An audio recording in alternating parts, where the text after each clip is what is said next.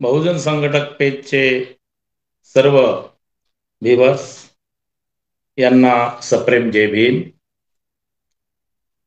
आज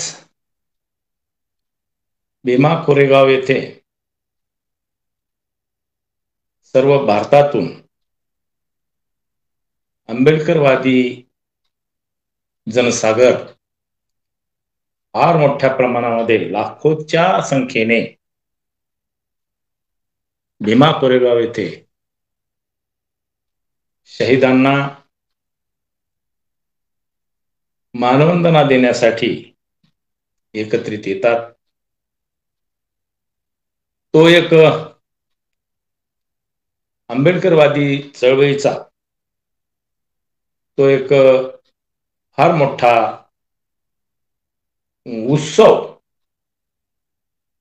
उत्सवाचं स्वरूप असलेला एक फार मोठा कार्यक्रम आहे। ऊर्जा प्रवाहित करणारा, ऊर्जा अर्जित करणारा एक कार्यक्रम म्हणून या भीमा कोरेगावच्या शौर्यभूमीकडे पाहिले जाते। भीमा कोरेगावचा हा जो काही सामाजिक क्रांती अर्थात क्रांती प्रतिक्रांतीच्या या भारतीय इतिहासामध्ये हा म्हणजे हा दिवस क्रांतीच्या प्रक्रियेमध्ये फार मोठा महत्वाचा आहे।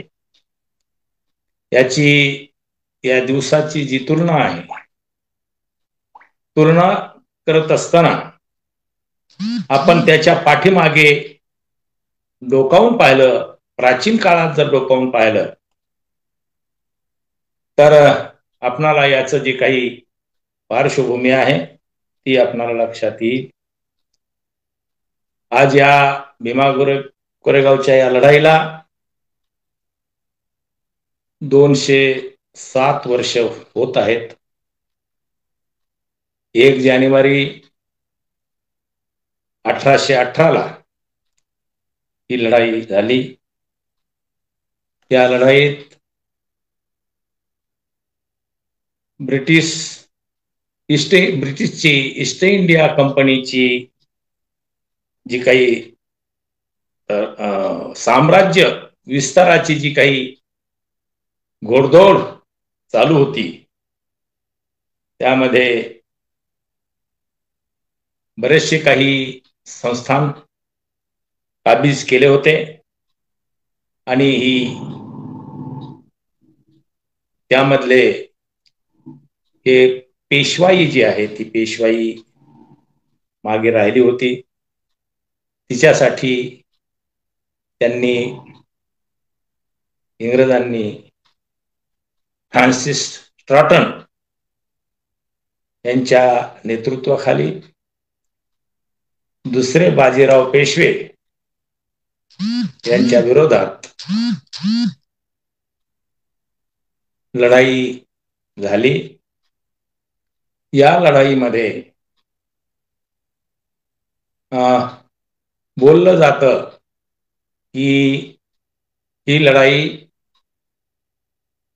इंग्रज हे विदेशी आहेत आणि विदेशी इंग्रजांना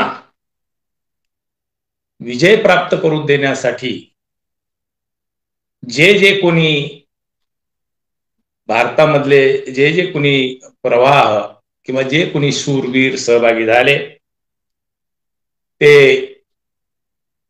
विदेशांना सहकार्य करतात असं एक अपप्रचार फार मोठ्या प्रमाणामध्ये या ठिकाणी केला जातो। मूळ गोष्ट ही लक्षात घेतली पाहिजे की ही भीमा कोरेगावाची जी लढाई झाली या लढाईत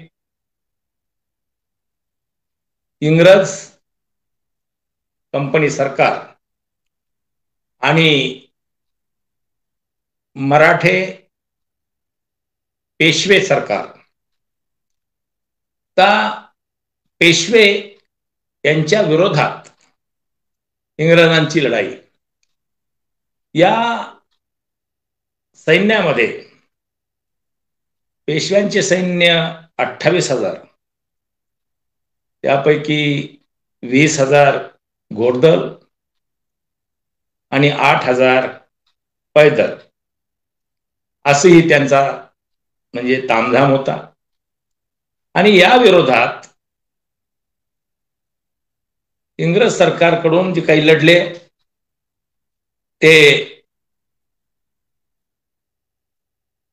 500 महार सैनिक हे लढलेले आहेत. त्यांचं जे म्हणजे त्यांच्यामध्ये 300 घोडदळ होते, घोडेस्वार होती, आणि हे 500 महार हे पैदल होतं. लढाई घनघोर झाली आणि यामध्ये 500 विरुद्ध 28,000, बघा हे इतकं तफावत राहिलेली आहे. आणि त्याच्यामध्ये म्हणजे पेशवाईचं जे काही सैन्य आहे हे इतक्या मोठ्या प्रमाणात असूनही या 500 सैनिकांनी त्यांना सळो की पळो करून सोडलं आणि शेवटी पेशवाई नष्ट झाली. पेशवाई नष्ट झाली आणि या पेशवाईला पुन्हा म्हणजे ही नष्ट झाली तर याच्यासाठी हे जी महार सैनिक जे आहेत ही तशी मिलिटंट कास्ट, म्हणजे जंबूद्वीपामधली ही मिलिटंट कास्ट आहे. जसे राजपूत होते, जाट होते, याप्रमाणेच म्हणजे मराठे होते, तशाच प्रकारे ही महार जात ही एक मिलिटंट कास्ट म्हणून भारतामध्ये परिचित होती. तर हे का लढले, इंग्रजाबरोबर का लढले, तर याला पार्श्वभूमी ही आहे की हा देश जो आहे खऱ्या अर्थानं क्रांती आणि प्रतिक्रांतीचा हा जो संघर्ष आहे तो प्राचीन काळापासून चालत आलेला आहे. आणि या क्रांती प्रतिक्रांतीच्या प्रक्रियेमध्ये ही जी काही भीमा कोरेगावची जी काही संघर्ष आहे आणि त्यामध्ये जे काही शौर्याचं जे काही म्हणजे प्रस्तुतीकरण झालेलं आहे, हे प्रस्तुतीकरण हे जगातील एक आश्चर्य आणि नाविन्यपूर्ण झालेलं आहे. आणि याचं जे काही म्हणजे 500 सैनिकांनी 28,000 सैनिकांचा सामना करणे आणि त्यांना हरवणे ही गोष्ट जगाच्या कानाकोपऱ्यामध्ये पसरली. कारण इंग्रजाचं सरकार जे होतं ते जगावर राज्य करत होतं त्या काळात. आणि ही जी काही म्हणजे लढाई झाली त्यावेळेस हे जे काही नाविन्यपूर्ण जे काही विजय मिळाला 500 विरुद्ध 28,000, हे नाविन्यपूर्ण विजयानं इंग्रज सरकार सुद्धा आश्चर्यचकित झालं. तर असा हा संघर्ष आहे. तर त्याच्या पाठीमाग ते 500 सैनिकांमध्ये हे बळ कुठून आलं, कसं आलं, याचं आपणाला जरा बारकाईनं निरीक्षण केल्यानंतर असं लक्षात येतं की या भारतीय समाज जीवनामध्ये वैदिकांच्या विरोधात तथागताची क्रांती, वैचारिक क्रांती, धम्मक्रांती झाली. ती काय होतं, त्या काय इरेग्युलरिटीज होत्या समाज जीवनामध्ये.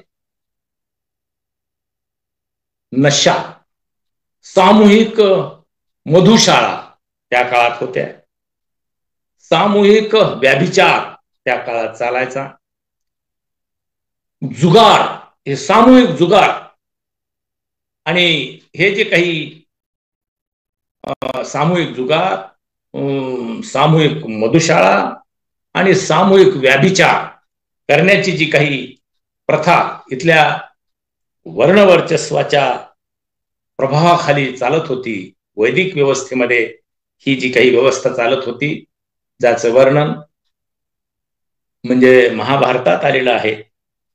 या या विरुद्ध, या इरेग्युलरिटीज विरुद्ध, अर्थात या म्हणजे या विकाराविरुद्ध जी पहिली धम्मक्रांती झाली, त्या धम्मक्रांतीतून मानवी व्यवहार जो आहे त्याच्यातून जे काही मूल्य समोर आलं, तर ते पंचशिलाचं मूल्य घेऊन तथागताची क्रांती झाली.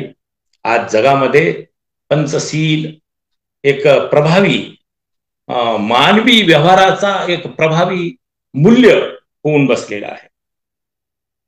आता या संबंधात तथागताच्या धम्मक्रांतीनंतर जी वैदिक संस्कृती मोडकळीस आली, मोडीत काढली, आणि या पंचशिलाचा प्रभाव मानवी जीवनावर विस्तृत झाला, सर्वसमावेशी झाला. आणि त्यानंतर प्रतिक्रांती झाली. ती कधी झाली? म्हणजे सम्राट अशोकाच्या नंतर त्यांचा जो शेवटचा राजा होता बृहदूत राजा, त्याच्या काळात पुष्यमित्राची प्रतिक्रांती झाली. आणि पुष्यमित्राची प्रतिक्रांती होऊन हे जे काही पंचशिलाचं जे क्रांतिकारी तत्वज्ञान आहे, या तत्वज्ञानाला पुन्हा म्हणजे बॅकफूटवर घेऊन जाऊन ही जे काही वर्णव्यवस्था होती, त्या वर्णव्यवस्थेत जे काही 4 विभागामध्ये समाज विभागला गेला होता आणि बाकीच्यांना अज्ञानात कोंडून ठेवलं होतं, डांबून ठेवलं होतं, आणि फक्त ब्राह्मण हे बाहेर होते, तर त्याला प्रतिक्रांतीनंतर, या प्रतिक्रांतीनंतर मनुस्मृती गठीत झाली आणि हे जे काही 4 वर्णाचे अनेक जाती व्यवस्थेमध्ये कन्वर्ट झालं.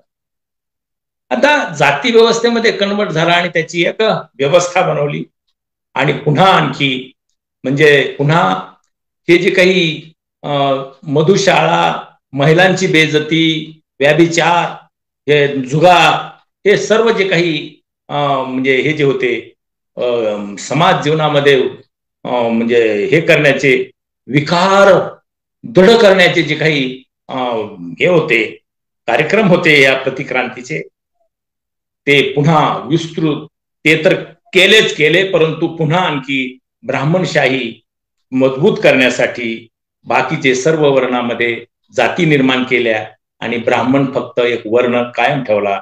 बाकी वर्णामध्ये जाती निर्माण केल्या आणि त्यांना अनेक जातीमध्ये विभागलं, आणि मग प्रत्येक जातीला आपापले धंदे दिले आणि त्यांच्यामध्ये विभाजन कायम ठेवलं, आणि त्यांचं शिक्षण आणि शस्त्र बाळगण्याचा अधिकार त्यांचा म्हणजे काढून घेतला आणि त्यांना गुलाम बनवलं. तर ही जी काही बृहदत्त राजाची जी प्रतिक्रांती झाली, त्याच्यामध्ये हे सर्व म्हणजे मानवी जीवन जे आहे ते पुन्हा आणखी म्हणजे काउंटर करण्यात आलं. आणि ह्या बाबीला लक्षात घेऊन जे काही ही जी काही ह्याच्यामध्ये एक अस्पृश्य वर्ग निर्माण झाला, आणि त्या अस्पृश्य वर्ग निर्माण करून त्याला इतकं बेइज्जत केलं गेलं. का बेइज्जत केलं गेलं? तर हे जे काही बुद्ध होते पूर्वी, बुद्धाचा जो धम्म आहे, या क्रांतीचे जे काही मुहूर्ते आहेत, ते बुद्धाचं तत्वज्ञान घेऊन समाज जीवनामध्ये फार मोठ्या प्रमाणात जागतिक लेवलवर प्रचार प्रसार झाला. आणि मग ते जे बुद्ध होते, त्या बुद्धाला इतकं बेइज्जत केलं की त्यांच्यावरती अस्पृश्यता लादली. आणि मग अस्पृश्यता लादली ही इतकी दृढ केली, आणि ती पेशवाईने इतकी दृढ केली की त्यांच्या गळ्यात मडके आणि त्यांनी जमिनीवर थुंकू नये म्हणून गळ्यात मडके आणि पाठीला झाडू, कारण त्यांच्या पायाचे ठसे उमटू नयेत, अशा प्रकारची अवस्था. बेइज्जत करण्याचे जे काही अनोखा प्रकार, इतका कळसाची बेइज्जती केली. आणि याची रिॲक्शन म्हणून आम्हाला या प्रकारे वागवलं जातं, याची रिॲक्शन म्हणून पेशवाईच्या विरोधात हे बळ जे आहे, हे 500 विरुद्ध 28,000 लढण्याचं जे बळ आहे, हे बळ जे निर्माण झालं, ती एक फार मोठ्या प्रेरणेतून, बेइज्जतीतून रिव्होल्ट करण्याची जी क्षमता आहे, ती अधिक द्विगुणित होऊन ती ही म्हणजे सक्रिय झाली, आणि हा म्हणजे पेशवाईचा अंत झाला. आता हे जे आहे ते ह्या लढाईमध्ये पेशवाई नष्ट झाली. म्हणजे काय झालं की त्यांनी जो काही अस्पृश्य वर्गावरती जो काही बहिष्कृतावर जो काही म्हणजे हा जो काही बेइज्जतीचा जो काही बेइज्जतीनं वागणुकीचा जो काही प्रकार होता तो काही थांबला असं नाही, परंतु त्याच्यावरती जे काही फार मोठा म्हणजे जागतिक लेवलवर चर्चा झाली आणि इंग्रजांनी त्याची नोंद घेतली आणि जागतिक लेवलवर ही एक मिलिटंट वर्ग आहे. हा जो काही अस्पृश्यांचा जो वर्ग आहे तो मिलिटंट वर्ग आहे. तो मान सन्मान आणि प्रतिष्ठेसाठी लढतो आहे. याला मान्यता देऊन त्यांच्या स्मृती प्रित्यर्थ त्यांचा एक गौरव म्हणून हे विजय स्तंभ इंग्रजांनी या ठिकाणी उभा केला आणि या ठिकाणी उभा करून ते जे शौर्य, अनोखं शौर्य याचं प्रतीक म्हणून तो आज सर्व जगाला एक शौर्याचं प्रतीक म्हणून तो म्हणजे मेसेज देत आहे. आता ही लढाई आणि पार्श्वभूमी. आता याला म्हणजे केवळ महार म्हणून न पाहता याला शौर्याचं प्रतीक म्हणून सर्व जागतिक लेवलवर याची नोंद आहे. आणि 1 जानेवारी 1927 म्हणजे जवळपास 1818 नंतर 100 वर्ष लोटल्यानंतर बाबासाहेब 1 जानेवारी 1927 या विजय स्तंभाला मानवंदना देण्यासाठी आलेले आहेत. म्हणजे इथली जी काही महार आहेत हे शौर्यामध्ये नंबर 1 वर आहेत. शौर्य हे त्यांचं जागतिक लेवलवर एक सिद्ध झालं की हे शौर्य आणि शूरवीराची अशी एक वर्ग आहे, हे मान्य झालं.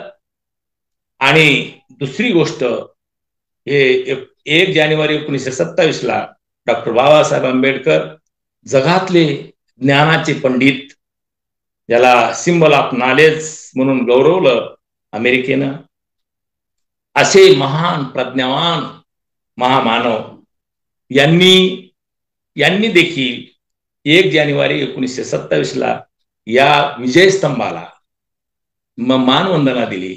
याचा अर्थ हा आहे की एक प्रज्ञावान माणसाने मानवंदना दिली. ती काय केवळ ते महार होते आणि ते माझ्या जातीचे होते म्हणून त्यांना मानवंदना दिलेली नाही असं इतकं उथळ हे नाही आहे. तर हे जे काही म्हणजे प्रज्ञासंपन्न व्यक्तिमत्व हे जे काही शौर्याच्या समोर शौर्याला मानवंदना करत आहे, याचा अर्थ शौर्य आणि प्रज्ञा हे दोन्ही गुण जे मानवी जीवनाला आपल्या उद्दिष्टापर्यंत घेऊन जाण्यासाठी आणि आपल्याला मान सन्मान आणि प्रतिष्ठा मिळविण्यासाठी जे आवश्यक गुण असतात, एक तर शौर्य असतं आणि दुसरं प्रज्ञा असते. तर हे प्रज्ञा आणि शौर्य या दोन्हीचा मिलाप या ठिकाणी झालेला आहे.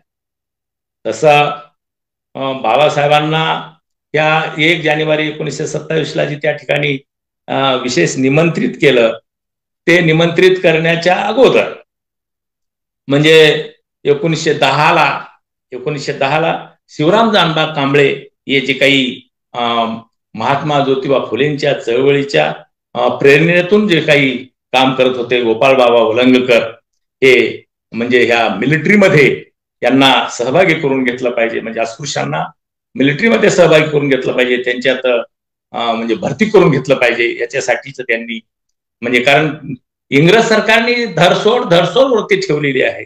असं कंटिन्यू त्यांना न्याय दिलेला नाही आहे. त्यांच्या बरोबर जरी लढले असले तरी त्यांना न्याय दिलेला नाही.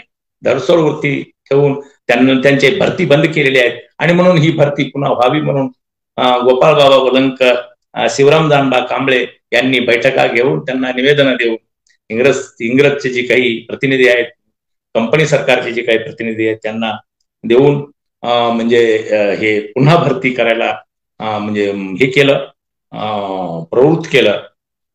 आणि त्याचाच एक भाग म्हणून त्यांनी 1 जानेवारी 1927 म्हणजे शिवराम जानबा कांबळे हे जे काही पुण्याचे म्हणजे चळवळीतले जे काही सक्रिय कार्यकर्ते होते त्यांनी डॉक्टर बाबासाहेब आंबेडकरांना निमंत्रित केलेलं होतं आणि त्यांच्या निमंत्रणावरूनच बाबासाहेब या ठिकाणी आले. त्यांनी विजय स्तंभास मानवंदना दिली आणि त्याच ठिकाणी त्यांनी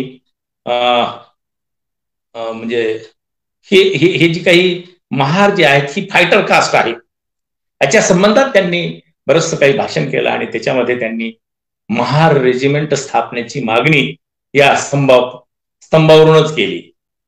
म्हणजे मानवंदना दिल्यानंतर जे काही त्यांनी म्हणजे भाषण दिलं त्या भाषणामध्येच त्यांनी महार रेजिमेंट स्थापन करावी अशी मागणी केली आणि मग ते महार रेजिमेंट ह्या म्हणजे इंग्रज सरकारनं म्हणजे स्थापन केली.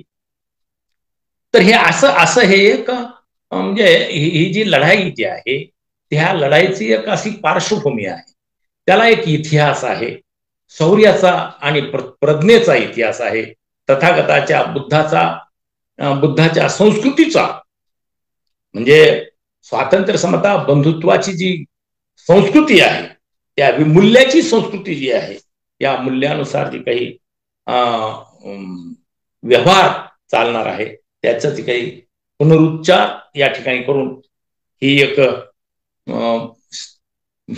ही जी लढाई जी आहे ती राजकीय जे काही कुणाचे फायदे झाले, कोण राजकारणात यशस्वी झालं हा भाग वेगळा, परंतु ही एक म्हणजे मान सन्मान आणि प्रतिष्ठा प्राप्तीसाठी जे बेइज्जत झालेला जो वर्ग आहे त्याला म्हणजे त्याला मान सन्मान आणि प्रतिष्ठेनं जीवन जगता यावं आणि ते जगण्यासाठी तो आपलं जे काही सर्वस्वपणाला लावून जो लढा देतो आणि जे काही काय करू शकतो याचं एक उदाहरण म्हणून या म्हणजे भीमा कोरेगावच्या या लढाईतून हे समोर आलेलं आहे.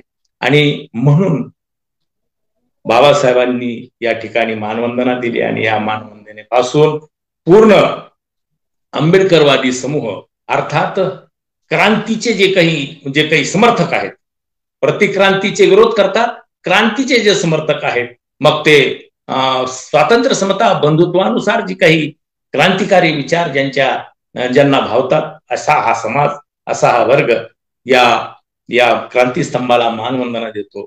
आणि त्या ठिकाणी आज जे आहे आजचे जे संदर्भ आहेत, आजचे संदर्भ असे आहेत की आज ती एक आंबेडकरवादी चळवळीचं एक केंद्र झालेलं आहे.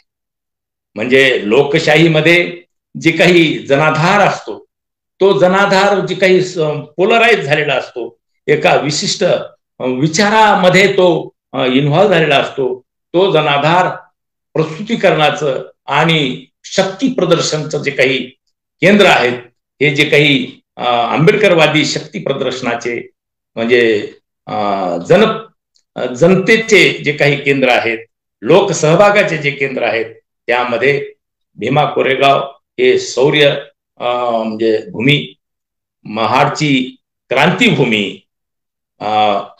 मुंबईची चैत्यभूमी, नागपूरची दीक्षाभूमी, औरंगाबादची प्रज्ञाभूमी, हे जे काही डॉक्टर बाबासाहेब आंबेडकरांच्या चळवळीतून म्हणजे काही जनाधार फार मोठ्या प्रमाणामध्ये विकसित झाला, प्रज्ञासंपन्न झाला, प्रज्ञाशील करुणेच्या तत्वावर आपली जीवनशैली निश्चित केलेला हा जो काही जनाधार आहे, तो जनाधाराचे हे सर्व केंद्र आहेत.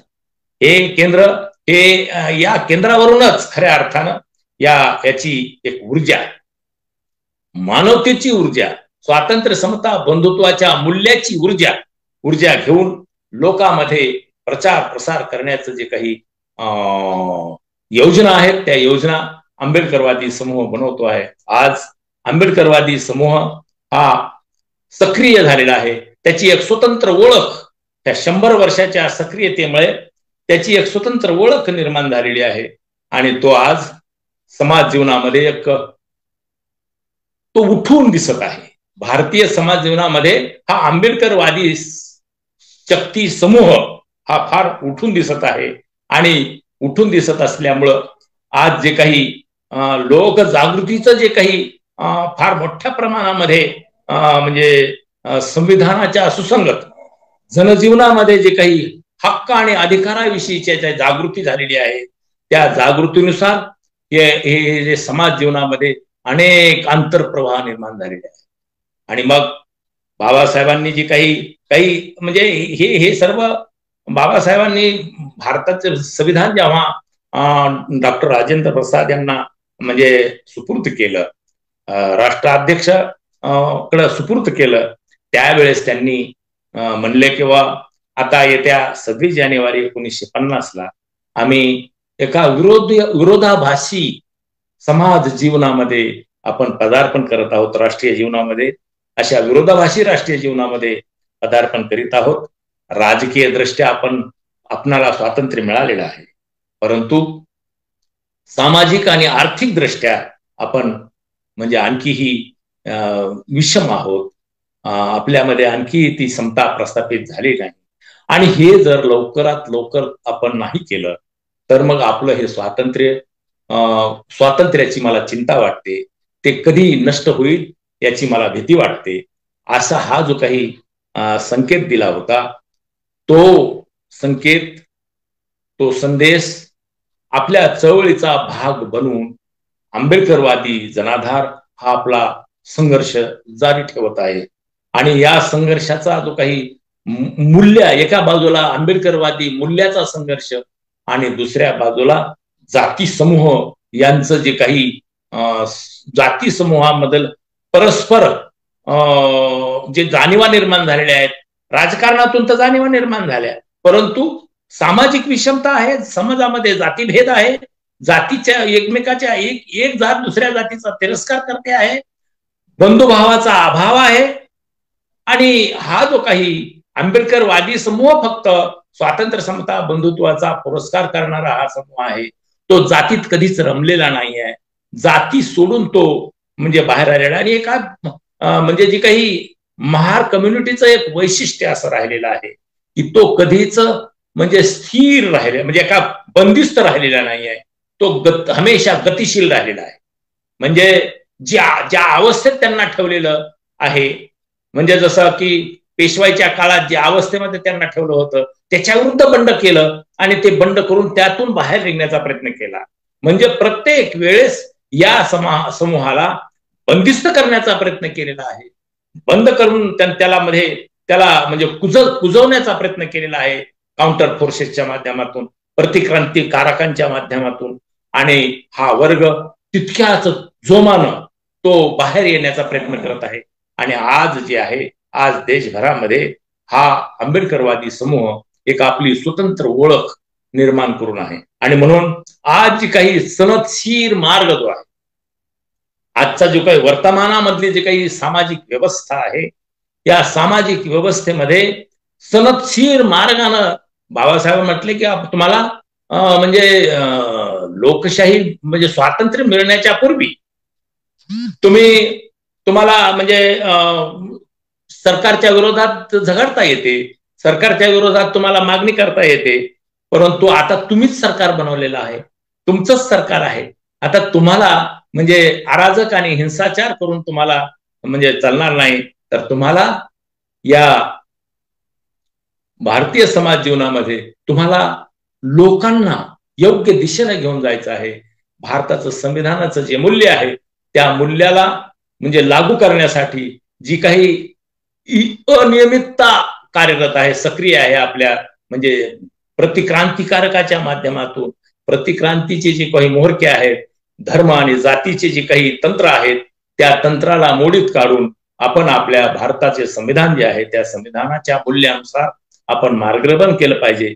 परंतु तसं न होता सामाजिक आणि राजकीय, सामाजिक आणि आर्थिक लोकशाही नसल्यामुळं आणि राजकीय महत्वाकांक्षा प्रबळ झाल्यामुळं तिथले जे काही सर्व जाती समूह जे आहेत ते जाती समूह कायम असल्यामुळं, जर जाती समूह मोडून त्यांच्यामध्ये राजकीय प्रबळता निर्माण झाली असती तर ते भारताच्या संविधानाच्या सुसंगत एक समाज, एक वर्ग आणि एक राष्ट्रवाद यांच्यामध्ये भारतीय लोकशाही राष्ट्रवाद निर्माण झाला असता.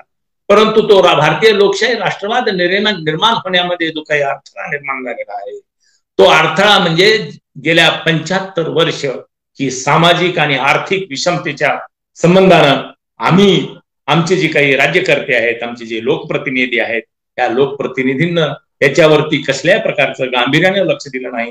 केवळ ही सत्ता भोगण्यासाठी त्यांनी वापरली.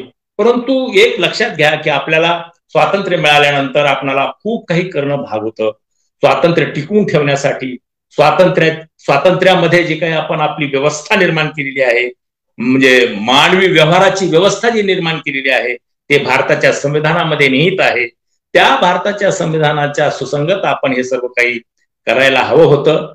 शासनाच्या पातळीवर आणि लोकांच्या पातळीवर, लोक चळवळींच्या पातळीवर आपण ते करायला पाहिजे होतं. परंतु तसं न झाल्यामुळं समाजामध्ये अनेक आंतरप्रवाह निर्माण झालेले आहेत. ते जातीचे आंतरप्रवाह निर्माण झाले आहेत. बाबासाहेब असं सुद्धा म्हणाले होते की हा जो काही आता हे जर तुम्ही लवकर ही जी विसंगती जी आहे, सामाजिक आणि आर्थिक विषमता तुम्ही जर लवकर दूर केली नाही तर ही जी काही लोक हे राजकीय दृष्ट्या म्हणजे आक्रमक होतील, जागृत होऊन आक्रमक होतील, सत्ता प्राप्तीसाठीचे जे काही आक्रमकता त्यांच्यात येईल आणि ते अनेक पक्ष निर्माण करतील, अनेक राजकीय पक्ष निर्माण करतील. आणि मग ते राजकीय पक्ष जे आहेत ते तुमच्या भारताचं संविधानाची शपथ तर घेतील, भारताच्या संविधान आम्ही लागू करू ही शपथ तर घेतील, परंतु व्यवहारामध्ये ते जातीच प्रतिनिधित्व करतील. आणि नेमकं हेच आज आपल्याला दिसत आहे. आणि अशा या संदर्भामध्ये आपण जे काही आज जे आपल्या पुढे जी आव्हानं आहेत, की आपल्या समोरची जी आव्हानं आहेत, की हे जे काही केंद्र आहेत, आंबेडकरवादी केंद्र, म्हणजे शौर्यभूमी भीमा कोरेगाव, दीक्षाभूमी नागपूर, चैत्यभूमी मुंबई, क्रांतीभूमी महाड, प्रज्ञाभूमी औरंगाबाद, हे सेंटर त्या सेंटरवरून आम्ही राष्ट्राला मार्गदर्शन केलं पाहिजे, दिशानिर्देशन केलं पाहिजे. राष्ट्रातले जे काही नागरिक आहेत, भारताचे जे नागरिक आहेत, या नागरिकांमध्ये स्वातंत्र्य, समता, बंधुत्व हे जे काही मूल्य आहे, या मूल्यानुसार सुसंगत जे काही लोकशाही राष्ट्रवाद आहे आपला, तो लोकशाही राष्ट्रवाद लोकांमध्ये म्हणजे दृढ झाला पाहिजे. याच्यासाठीचा प्रचार प्रसार आपण या केंद्रावरून केला पाहिजे. आणि हा जो काही सर्वसामान्य समाज जो असतो तो उत्सवप्रिय आहे. आणि मग तो उत्सवप्रिय आहे, तर असे उत्सव जे आहेत लाखोंच्या संख्येमध्ये हे एकत्रित येऊन त्या मूल्याचं जे काही प्रत्यक्ष संचलन, त्या मूल्याचं प्रत्यक्ष संदेश, संचलन, व्यवहार, आदान प्रदान, विचाराचं आदान प्रदान करण्यासाठी जे काही प्रचंड जनसमूह एकत्रित येतो, त्यातून लोक जागृती होते. आणि ह्या लोक जागृतीचा म्हणजे जो काही रेटा आहे, तो रेटा या म्हणजे या अशा या कार्यक्रमामधून लाखोंच्या संख्येमध्ये मला असं वाटतं की गर्दी तर अनेक ह्याच्यामध्ये होते, म्हणजे मंदिरामध्ये सुद्धा गर्दी होते, देवालयामध्ये सुद्धा गर्दी होते, परंतु ती भक्तिभावाची गर्दी असते. भक्तीच्या म्हणजे भक्ती ही जी काही आपल्या बुद्धीला म्हणजे आव्हान करत नाही, ती आपल्या भावनेला सुखद संवेदना देते. परंतु म्हणजे जे काही क्रांतीचे केंद्र आहेत, जे सामाजिक प्रबोधनाचे केंद्र आहेत, आंबेडकरवादी विचारधारा आहे, आंबेडकरवादी विचारधारेचे जे केंद्र आहेत, एकत्रित येण्याचे जे केंद्र आहेत, हे केंद्र बुद्धीला चालना देणारे आहेत. आणि म्हणून हे जे काही जितकेही आंबेडकरवादी म्हणजे हे जे काही केंद्र आहेत, या आंबेडकरवादी केंद्रावरती काय विकलं जातं जास्त? पुस्तकं विकली जातात जास्त, पुस्तकं खरेदी केली जातात जास्त, कोट्यवधी रुपयाचे पुस्तकं खरेदी केले जातात. आणि त्या ठिकाणाहून जो संदेश जातो तो स्वातंत्र्य, समता, बंधुत्वाचा संदेश जातो. आणि म्हणून हा जो काही आता आज जे काही भीमा कोरेगावला जो काही म्हणजे हा जो समूह एकत्रित आलेला आहे, आता ह्या समूहाला डिस्टर्ब करण्यासाठी अनेक आंतरप्रवाह आणि अनेक राजकीय महत्वाकांक्षी फोर्सेस याला डिस्टर्ब करण्याचा प्रयत्न करत आहेत.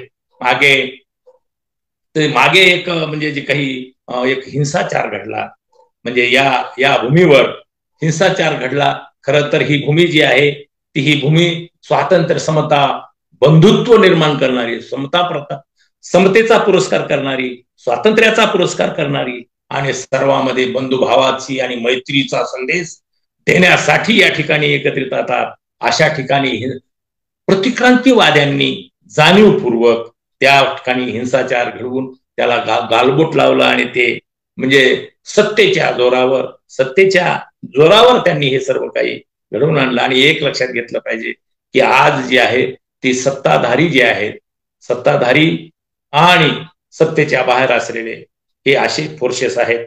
आज जे खऱ्या अर्थानं जे राष्ट्राचं जतन करू इच्छितात, राष्ट्राला प्रबळ करू इच्छितात, राष्ट्राला समृद्ध आणि बलशाली करू इच्छितात, ते इथले जे काही सभागृह आहेत, या सभागृह म्हणजे जसं संसद आहे, असेंब्ली आहे, म्हणजे विधानसभा आहे, जिल्हा परिषद आहे, इथले जे काही नगरपालिका आहेत, महानगरपालिका आहेत, पंचायत समिती आहेत, इथले ग्रामपंचायत आहेत, या सभागृहामध्ये हे जे आंबेडकरवादी आहेत, जे राष्ट्र बनवू इच्छितात, ते सभागृहाच्या बाहेर आहेत. आणि सभागृहात कोण आहेत? सभागृहामध्ये जे गेलेले आहेत ते जातीचा जो काही उन्माद, धर्माचा उन्माद आणि परस्पराने जाती आणि धर्माला म्हणजे जाती आणि धर्माच्या आधारावर संपत्ती धन संचय जमा करणे आणि दहशत निर्माण करणे, विविध दहशत म्हणजे हिंसाचारातून आणि वेगवेगळ्या क्लुप्त्या करून दंगल सदृश्य परिस्थिती निर्माण करून, जाती युद्ध करून, धर्मयुद्ध करून, परस्परात क्लेश निर्माण करून जे काही करू इच्छितात करतात आणि आपली म्हणजे मतविभाजन करून सत्तेमध्ये सहभागी होतात, असे हे जे काही लोक सभागृहात आहेत. आणि मग सभागृहात राहून जी चर्चा, सभागृहामध्ये जी चर्चा होते तिला व्हाईस मिळतो, जागतिक व्हाईस मिळतो. आणि जे रस्त्यावर लढाई करतात ती रस्त्यावरलीच लढाई राहते, कारण सभागृहात नाही म्हणून रस्त्यावरची लढाई आंबेडकरवादी करतात. तर ही एक हे जे काही या रस्त्यावरच्या लढाईला खऱ्या अर्थानं सभागृहामध्ये म्हणजे प्रवेश मिळाला पाहिजे, त्याचं प्रतिनिधित्व झालं पाहिजे.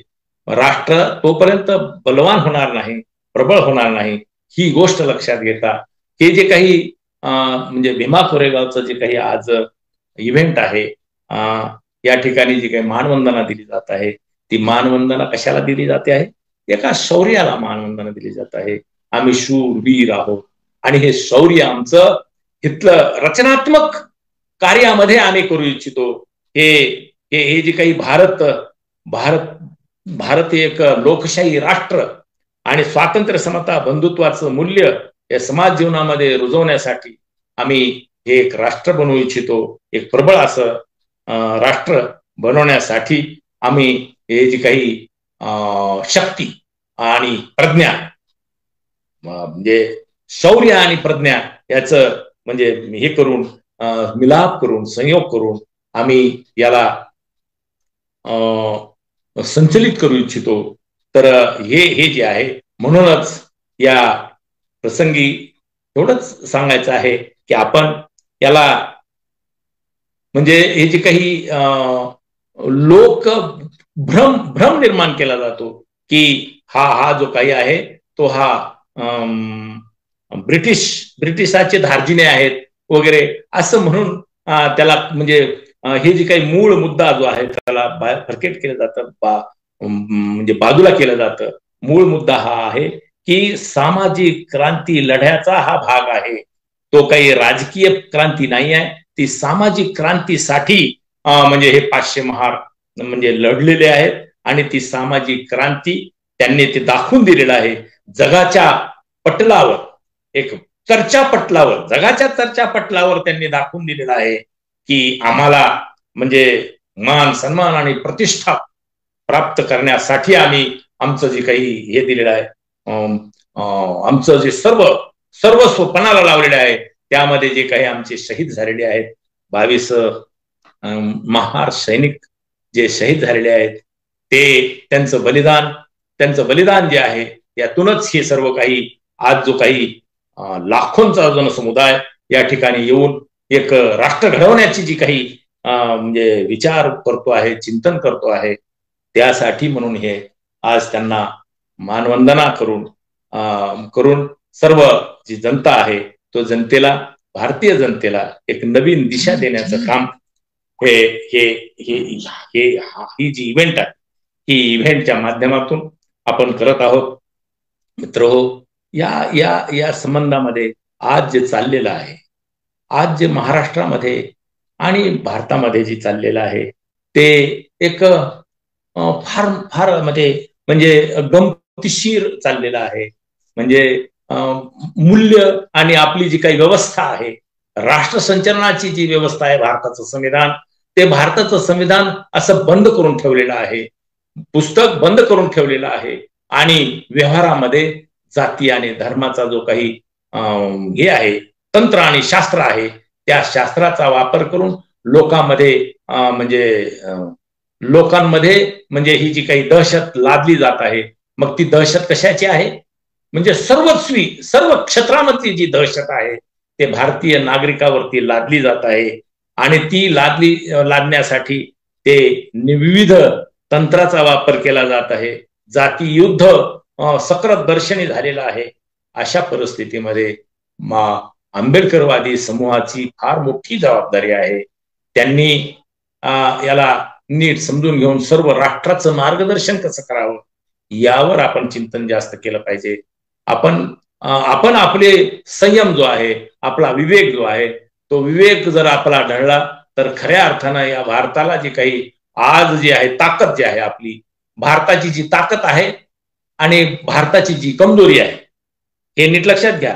भारताची कमजोरी जी आहे तर इथली जी काही जाती आणि धर्माची व्यवस्था आणि त्याला मानणारा आणि त्याचं समर्थन करणारा जनसमुदाय, आणि ही भारताची कमजोरी आहे. आणि भारताची ताकद काय आहे? स्वातंत्र्य, समता, बंधुत्व या मूल्याला मानणारा वर्ग, त्याचं समर्थन करणारा आणि ते समाज जीवनामध्ये दृढ होण्यासाठी सक्रिय असलेला जो आंबेडकरवादी वर्ग आहे, ही आपली राष्ट्राची ताकद आहे.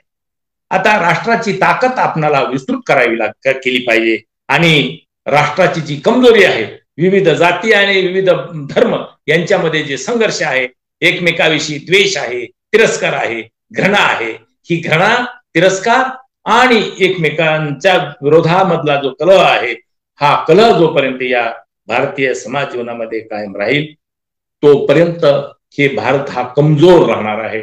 भारताला जर प्रबळ करायचा असेल तर प्रबळ करायचा असेल तर त्याचा जो जनाधार आहे, त्याचं समर्थन करणारा जो वर्ग आहे, त्याला फार मोठ्या प्रमाणामध्ये हायलाइट केलं पाहिजे, सक्रिय केलं पाहिजे. त्यांनी आपापल्या ठिकाणी त्याच्या संयमानं आपण पावलं उचलली पाहिजेत. आपण जास्त जबाबदार आहोत. आंबेडकरवादी भारत घडवण्यासाठी जास्त जबाबदार आहेत. बेजबाबदार लोक कोण असतात? ते बेजबाबदार लोक अराजक निर्माण करतात, राष्ट्रापुढं संकट निर्माण करतात, राष्ट्रीय उद्दिष्टासमोर अनेक समस्या उत्पन्न करतात. ते बेजबाबदार लोक आहेत. आणि जे लोक राष्ट्रामधल्या ज्या नागरिकांना प्राथमिक ज्या काही गरजा आहेत, त्या गरजा पूर्तीसाठी सातत्यानं त्यांच्यामध्ये स्थैर्य प्राप्त व्हावं, लोकांमध्ये स्थैर्य प्राप्त व्हावं, शांत मन व्हावं, याच्यासाठी जे काही प्रज्ञेचा आणि शौर्याचा जे वापर करतील तेच खरी ताकद आहे. आणि ही ताकद ही आंबेडकरवादी जबाबदार लोक यांच्याकडे आहे. आज बघा, आपली जी यंत्रणा आहे, ही यंत्रणा कुठं आहे? बघा, एक 2 घटना घडल्या, त्याच्यातून आपण ऑब्झर्व करतोय की एक परभणीमध्ये एक घटना घडली आणि एक बीडमध्ये एक घटना घडली.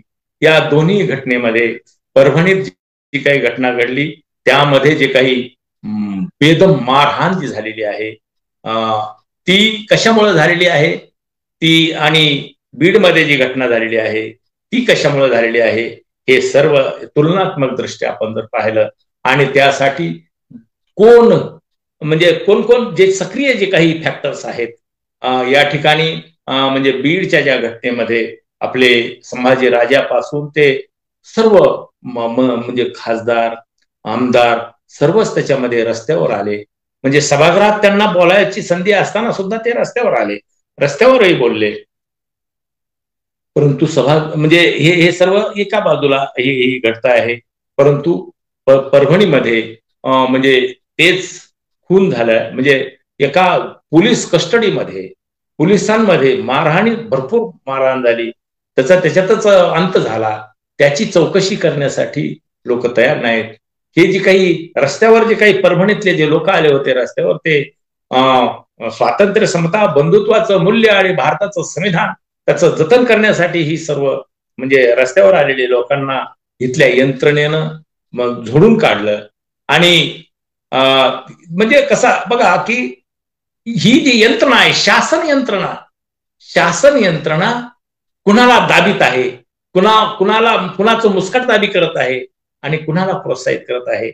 या बीडच्या प्रकरणामध्ये म्हणजे एक जाती युद्ध होऊ पाहत आहे. दोन जाती एकमेकाच्या समोर आणू इच्छितात ही लोक. तर हे थांबलं पाहिजे. हे जे अराजक जे आहे, हे अराजक थांबवलं पाहिजे. आणि ही जी काही त्याच्यावरती जे काही राजकारण केलं जातं, म्हणजे राजकीय ध्रुवीकरण केलं जातं, जातीचं ध्रुवीकरण, राजकारणासाठी जातीचं ध्रुवीकरण केलं जातं, हे सर्व थांबलं पाहिजे.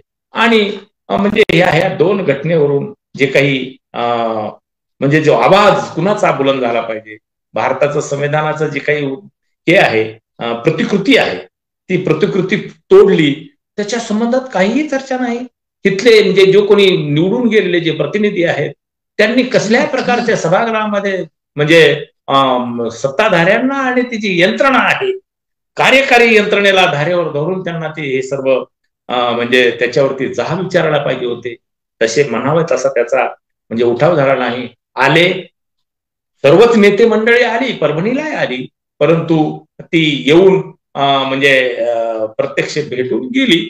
परंतु त्यांचा जो आवाज आहे खऱ्या अर्थानं तर संसदेमध्ये आहे, विधानसभेमध्ये आहे. म्हणजे कॉम्पिटंट सभागृह जे आहेत, त्या सभागृहामध्ये त्यांचे जे प्रतिनिधी गेलेले आहेत, त्यांनी त्या ठिकाणी म्हणजे आवाज उठवायला पाहिजे होता. आता आंबेडकरवादी काय आहेत, आंबेडकरवादी तर म्हणजे बीडच्याही प्रकरणामध्ये रस्त्यावर आलेले आहेत आणि परभणीच्या प्रकरणावर रस्त्यावर झालेले आहेत. म्हणजे जे काही समाज जीवनामध्ये अनवॉन्टेड आणि विकृत असं काही घडते आहे, त्यावर आपली प्रतिक्रिया देण्यासाठी आंबेडकरवाद्यांना रस्त्यावरच यावं लागतंय. कारण त्यांचा प्रतिनिधी सभागृहामध्ये नाही आहे. त्यांचे जे कोणी प्रतिनिधी आहेत, राखीव जागेवरले प्रतिनिधी, हे राखीव जागेवरले प्रतिनिधी हे आंबेडकरवाद्याचे प्रतिनिधी खरे तर असायला पाहिजेत. कारण आंबेडकरवादी चळवळीचा जो 100 वर्षाचा इतिहास आहे, त्या 100 वर्षाच्या संघर्षाच्या इतिहासामधून हे लोक म्हणजे त्या सभागृहामध्ये पोहोचलेले आहेत. जवळपास 131 खासदार जे आहेत, हे जे राखीव जागेवरले खासदार आहेत, हे राखीव जागेवरले खासदार हे तोंड उघडत नाही आहेत साधं. तर हे म्हणून काय आहे की आंबेडकरवादी समूहाला, आंबेडकरवादी स्वाभिमानी समूहाला रस्त्यावरची लढाई लढावी लागते आहे. तर ह्यांनी जर सभागृहामध्ये तोंड त्यांचे थोबाड उचलले तर हे रस्त्यावर यायची गरज भासणार नाही. आणि जे काही समाजामधल्या ज्या इरेग्युलरिटीज आहेत, अनियमितता ज्या आहेत, या अनियमितता थांबवण्यासाठी हे म्हणजे हे जे काही सभागृहामधले जे लोक आहेत ते बोलत नसल्यामुळं रस्त्यावरची लढाई लढावी लागत आहे. आणि म्हणून मग काय आहे की ते रस्त्यावरची लढाई लढत असताना जो काही संदेश द्यायचा आहे, जे काही लोकांना समजावून सांगायचं आहे, लोक चळवळीमध्ये जे काही समजावून सांगायचं आहे, त्यासाठी या ठिकाणी आपले मंच उभा करून लोकांना म्हणजे भाषणं दिले जातात. म्हणजे हे जे काही आज म्हणजे भीमा कोरेगावला किंवा म्हणजे नागपूरला, मुंबईला, महाडला हे जे काही त्या वेळेस इव्हेंटच्या वेळी एकत्रित येतात, त्यावेळेस त्यांच्या सभा होतात आणि या सभेतून ते मेसेज देतात. तर हे मेसेज देण्यासाठी म्हणजे जे काही त्यांना हे सभामंच उपलब्ध झालेले आहेत, या सभामंचामध्ये सुद्धा ही लोक घुसत राहतात. म्हणजे जे कोणी निवडून गेलेले लोक आहेत ते सुद्धा आंबेडकरवादी जो जनसमूह आहे, त्यांचे जे काही केंद्र आहेत, त्या केंद्रावर त्यांना सुद्धा यावं असं वाटतं. म्हणजे बघा, दीक्षाभूमीवरती जे आमचं जे काही म्हणजे आमचं मान सन्मान आणि प्रतिष्ठेची जी लढाई लढण्यासाठी जे काही आम्ही संदेश बनवलेले असतात, ते संदेश देण्यासाठी आम्ही सक्षम आहोत. कारण सरकारमधले किंवा ही जी काही जातीग्रस्त आणि धर्मग्रस्त जी काही सभागृहामध्ये निवडून गेलेले जे काही मंत्री संत्री जे आहेत, जे कोणी मुख्यमंत्री असतील किंवा प्रधानमंत्री असतील किंवा केंद्रीय मंत्री असतील, हे ते दीक्षाभूमीवर भाषण द्यायला येतात. त्यांनी आता मला सांगा की हे जे काही आंबेडकरवादी सेंटर आहेत, केंद्र आहेत, दिशानिर्देशन केंद्र आहेत, हे केंद्र राष्ट्राला प्रबळ करण्यासाठीचा संदेश देणारे हे केंद्र आहेत. या केंद्रावर म्हणजे आम्हाला सभागृहात नसल्यामुळे आम्हाला आमचे हे केंद्र म्हणजे आहेत, तर या केंद्रावर सुद्धा हे लोकच येऊन अतिक्रमण करतात, भाषण देतात. आम्हाला कशाला सांगता तुम्ही सभागृहात बोला ना, सभागृहात बोला, काय बोलायचंय ती, जे काही बाबासाहेबांविषयी जे बोलायचंय ते सभागृहामध्ये बोला, आम्हाला बोलू द्या. आम्हाला आमचं सभागृहामध्ये नसल्यामुळे आम्ही या रस्त्यावरच्या लढाईमध्ये आम्ही बोलत आहोत. परंतु हे सुद्धा त्यांना म्हणजे जातीग्रस्त आणि धर्मग्रस्त राजकीय लोकांना ते हे जे काही पक्ष आहेत त्यांना हे सहन होत नाहीये. म्हणजे आम्ही कम्प्लीट ब्लॅकआउट असलो पाहिजेत, आंबेडकरवादी कम्प्लीट ब्लॅकआउट असला पाहिजे, आम्ही आणि मग ते आंबेडकरवादी विचाराचं जे नेतृत्व आहे ते विचाराचं नेतृत्व एकदम बंद झालं पाहिजे. आणि मग त्याची जी मक्तेदारी आहे लोकांचं मत घेण्यासाठी आम्हीच फक्त चमकोगिरी करण्यासाठी त्यांच्या समोर म्हणजे आलो पाहिजेत. अशा प्रकारचा जो काही उथळपणा जो आहे तो उथळपणा आणखीही चालू आहे. तर तेव्हा हे जे चाललेलं आहे, तर हे चाललंय तर म्हणजे जे कोणी म्हणजे बेजबाबदार लोक आहेत, म्हणजे संवैधानिक दृष्ट्या बेजबाबदार जे लोक आहेत ते सत्ता केंद्रावर आसीन आहेत आणि संवैधानिक दृष्ट्या जे हे आहेत जबाबदारीनं म्हणजे जे काही पावलं उचलणारे लोक आहेत ते सभागृहाच्या बाहेर आहेत. तर हे सर्व असे आजच्या परिस्थितीमध्ये घडतायत. म्हणून मित्र हो, आपणाला या देशाचं मार्गदर्शन, दिशानिर्देशन आणि व्यवस्थित व्यवस्थापन करायचं आहे. तर हे व्यवस्थापन करण्यासाठी आमच्यामधली जी काही प्रतिभा आहे ती प्रतिभा कामाला लावली पाहिजे, सक्रिय केली पाहिजे. आणि ती सक्रिय करण्यासाठी आपल्या ज्या विचारवंतांनी एकत्रित बसलं पाहिजे. आता म्हणजे एक गोष्ट आहे की आम्ही असं कोणाला तरी दुसऱ्यावर सोपवतोय हे राष्ट्राची जबाबदारी. आता दुसऱ्यावर सोपवून आपलं 75 वर्ष आपण पाहिलंय. म्हणजे इथले काँग्रेस आहे, काँग्रेस पक्ष समूह आणि इथला जो काही बीजेपी पक्ष समूह यांच्यावर सोपवून पाहिलेलं आहे.